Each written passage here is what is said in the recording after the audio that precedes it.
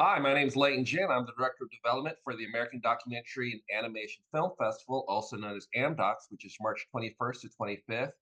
We have a terrific world premiere of a very timely topic, a film called Cycles from Tony Oswald and Pisie Hochheim. Is that right?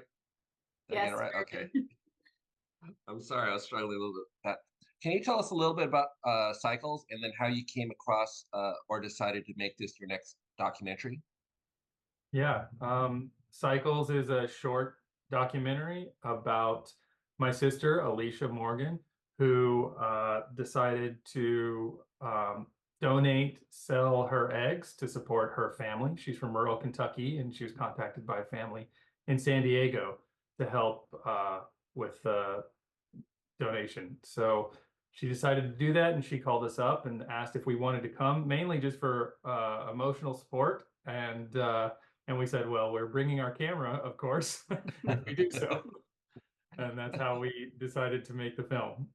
Was there a lot of convincing to have her document this? Because Not at all. Actually, she told us that since this was going to be her last donation cycle, that she was more interested in showing the story and the journey than times past because it was going to be her last time. So she was right on board pretty much right away.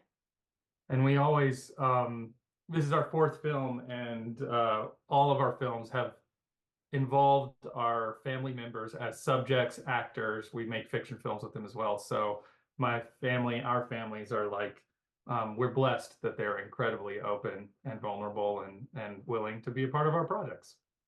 and it's courageous too to kind of to to open yourself up for a topic that can be very personal. Obviously, a lot of things are changing in this country in terms of laws and women's health and stuff like that. First of all, if you could help inform me, what are those are those laws facing pushback in Kentucky where she had this done? Yeah, there hasn't specifically been a challenge to IVF laws in Kentucky just yet, but as we've seen in Alabama, fertilized embryos are now being legislated. So this part of the process where a woman or female-bodied person donates or sells their eggs, we're not quite sure what effect those IVF restrictions are going to have on that part of the process, but it's definitely something that's on our minds, and I think something that we're all going to have to grapple with in the country coming up soon.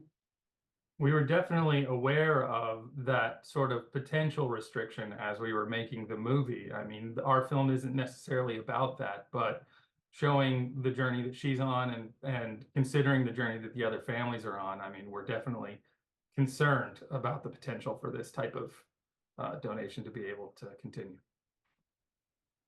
When did that start? Because did that have any factor in you filming this, or was that not a non-factor completely? And then, if that's the case, then kind of when did you kind of understand that this could be a something within the film? Now, I haven't seen the film. I don't know if it's part of this film, but certainly this is a short. And there's always a potential to make this longer. Is there Mhm. where does that stand with your film, and then with the future in case you guys decide to make this from a short to a feature? Mhm. Yeah, I think going into it, to be honest, we didn't know much about egg donation in general. So that was more something that we were researching as we entered into the project, not necessarily the legislation around IVF, which came this year. Um, but in terms of egg donation, the US is one of few countries in the world that actually allows for the sale of human eggs. So, we're unique in this interesting way, which means that women's eggs are worth various amounts. So, Ivy Leaguers or athletes, their eggs are worth much more than someone who maybe doesn't have a college education or, certain races are also of people are worth more. So we were really interested in this kind of commercialization of a process of IVF that I don't think a lot of people have heard about. Certainly, we know about sperm donation, which is a much easier process. than egg donation, which involves weeks and weeks of lead up and vetting. And then obviously the procedure itself is pretty invasive. So that was really our interest going in. And then we've just been very curious to see these other sort of developments come about in the zeitgeist and in our country in terms of the legislation and the politics around it. Yeah, we definitely feel it's a very complicated issue with arguments for and against donation, but we really want to like showcase the personal journey that my sister was going on. That was our primary focus, was to make an emotionally impactful story of one woman navigating capitalism, or the labor her body is offering to others, and a sort of selfless journey that she's on to donate. What kind of things did you guys learn going through this process? I mean, some of it might be personal, just learn something about your sister. Yeah, I mean, I think we learned that we were surprised at how intense the process is. It's very emotionally draining. It's very physically draining. There's a sort of pretense that there's a lot of money involved, but when you look at the amount of time that she has to give to the process, the money is actually not that great at the end when you consider all that she's offering of herself in that process. And being with her during the process, kind of witnessing her excitement to be in a new place, to travel, which they offer stipends and things like that to see a new place, but also her sort of body's inability to navigate that new place, and not really able to leave the bed, and not able to explore as much as maybe one might hope if offered travel. These types of things were surprising to us, and were the things that sort of became the focus of the documentary. And then we mentioned earlier that it was more intense than, say, a guy donating sperm. What are the differences and the inequities of both processes? Because, you just mentioned that you really don't make a lot of money donating your eggs, and I'm not quite sure sperm donation, but I mean, did you guys get to look into that and the differences of the two processes? We weren't focused on sperm donation, but I know from a, a little bit of research that men don't make as much from their sperm donations as women do for egg donations, which certainly makes sense because sperm donation can happen in a matter of minutes, whereas egg donation necessarily has weeks of preparation. Just to give a little overview, often donors have to go on birth control if they're not already, to prepare their cycles to link up with the donor recipients, or sorry, the recipients of their donation. They have to inject themselves daily with various hormones, and that can last up to 2 weeks. And meanwhile, they're going into doctors' offices periodically to have ultrasounds, where they have their eggs measured to see if they've grown big enough to be extracted. So that is all lead up to the extraction process, which requires them to be put under anesthesia for about 20 or so minutes, and a needle is injected through the vaginal wall to the ovary, and the follicles are extracted. So it's quite invasive. The hormones alone lead to a lot of sort of emotional roller coasters, a lot of fatigue. Women report having really bloated or heavy feelings in their midsection. And then obviously the procedure itself can lead to kind of discomfort and cramping afterward. So it's quite a journey for people who are willing to do this donation. And again, for sperm donation, it's thought of as more of maybe a pleasurable experience, or a lot more easy for the man. So, and of course, all of the potential complications that come with sperm donation are sort of prevalent in the egg donation process as well. So everything, anything that maybe you'd have to consider when you're donating sperm, you have that times, 100 with egg donation. Right.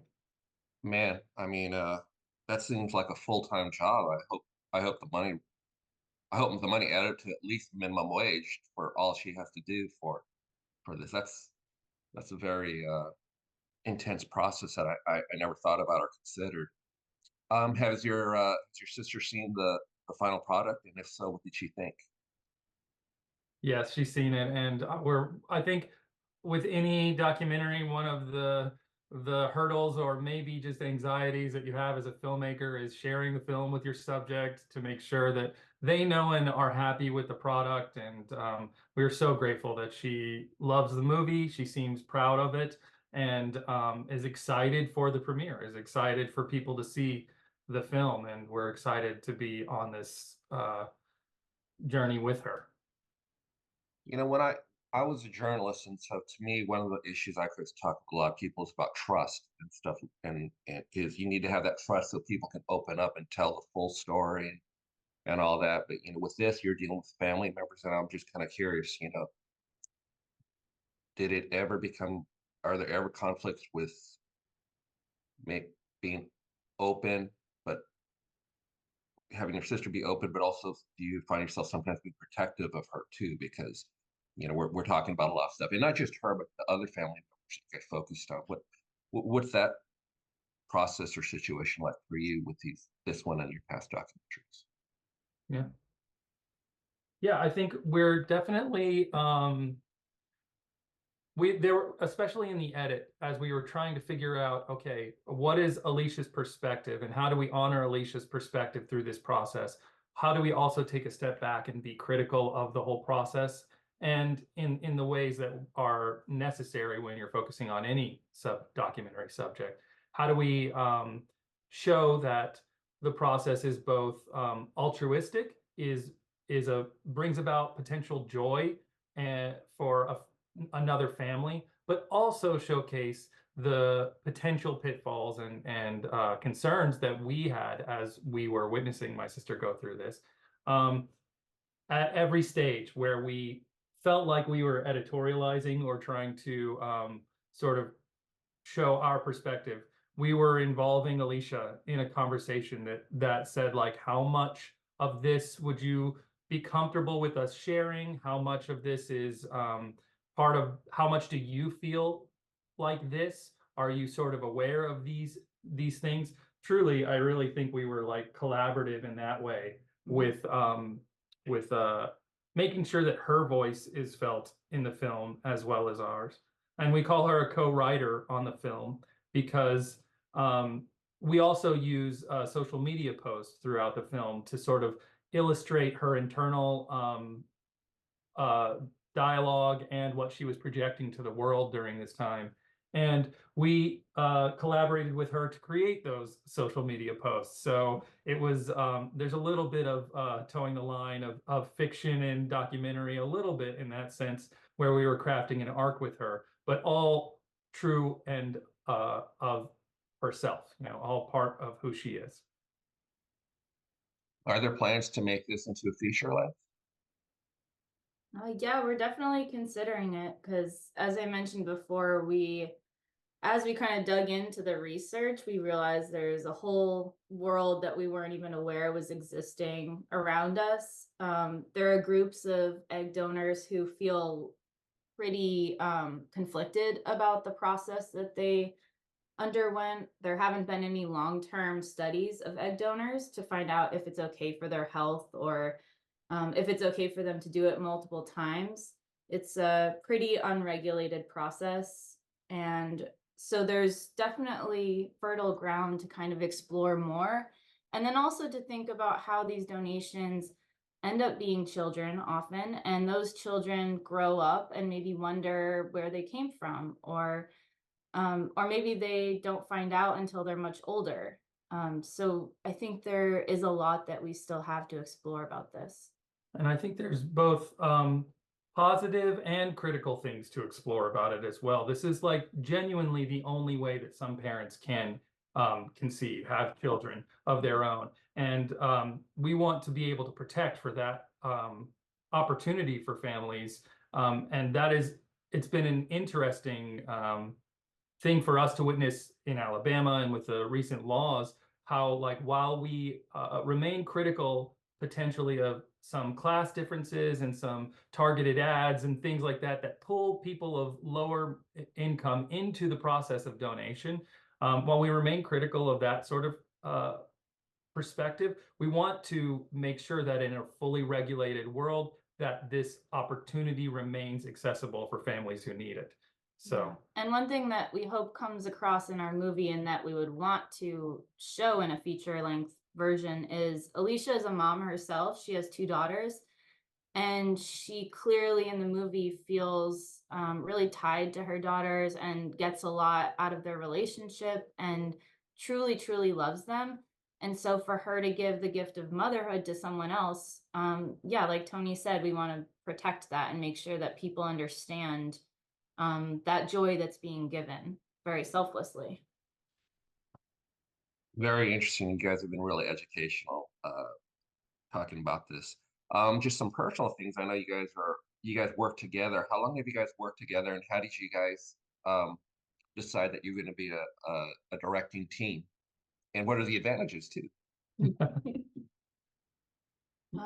Yeah, I think has it been 5 years now that we've been making movies together. that we've been making movies. Yeah, we've been together for 9 years. We're married, filmmaking duo. We've been married for 4 years and making movies together for 5 or 6. Yeah. We're both editors by day, so we often give each other notes on each other's cuts. You know, it's we're pretty like inextricable from both our professional and personal lives, and I don't think I'd want it any other way. No, because I think filmmaking can be a very lonely process for directors. You know, you sometimes you feel like you're the one at the top, and there's this strict hierarchy in filmmaking. So I think it's been really, really rich for us to be able to learn a shorthand with each other, be able to trust each other, but also sort of have that counter argument when we're making decisions to say, oh, is that really the right thing to do? Or can we think of another way? Yeah, I can't imagine doing it alone, honestly. We call our production company Same Person Productions, and it's sort of it's a joke because you know, yes, we have a built-in shorthand, a taste, but we are also very unique in our tastes, and that that convergence is the thing that is most exciting. Definitely, we are greater than the sum of our parts, at least in my perspective. She could probably do it alone, but I couldn't. And what about the dynamics of both of you? Because obviously sometimes we have a pair, each one brings a little something and that enriches the collaboration. Like, what do you guys think you both bring to this process that the other one maybe doesn't have or needs support with? Yeah. Well, when we shot this movie, we were both literally fulfilling different roles on set. Tony was shooting the film, so he was behind the camera and I was recording sound. So that's a very practical illustration of kind of what we both bring. But I think further than that, I think Tony's really strong at figuring out structure, like looking really big picture and figuring out, you know, what the arc of the story should be. I'll let him speak to my strengths. Pisie's very, very good at conjuring images and being imaginative and bringing a life and versatility to the things that we're gathering. Sometimes I feel like I can be a little distanced, and she's like always reminding us on set, like, we must get the extreme close-up of the leaves on the ground because it's beautiful, and like making sure that that is felt in the final product is something that is really beneficial in all of our projects too. I think there's that kind of, there are things that we both bring to the process, and just like being able to be open and feel and listen to where I might have a shortcoming is in itself something that I feel like working with her has brought to us. Being open listening and not feeling so much tunnel vision. Well, we're excited to have your film here at our festival, and it's going to be very timely, and I'm sure it'll spur a lot of discussions. And I learned a lot. I know about it, but I just know about it passing and just talking to you. I'm just kind of blown away how intensive this is. So I'll be anxious to see more about this. Well, thank you very much. Is there something you'd like to add that maybe I missed? No, I think we're just really, really excited to get out there to AmDocs and show this to people and have a really fruitful premiere. So Yeah, thanks for having us. honored to be included in the program. Thank you so much. No problem. Have you guys been to Palm Springs before? No, Never been to Palm Springs, no. be the first time. You'll have a great time, and bring your cameras. There's a lot to see and do around here. So in that week you guys are here, you'll really enjoy it. Well, looking forward to meeting you guys both in person. Thank you so much for your time today and sharing some information about your film, and it's going to be great. Just a reminder to everyone, the American Documentary Animation Film Festival is March 21st to 25th. Get your tickets; they're going really fast. And as a reminder, Sean Penn is our open net guest, so move quickly and get those tickets. Tony Pisie, thank you Yes. so much. I really appreciate it, and we'll see you soon. Okay, Thank you thank you so so much. much. It was really great to meet you.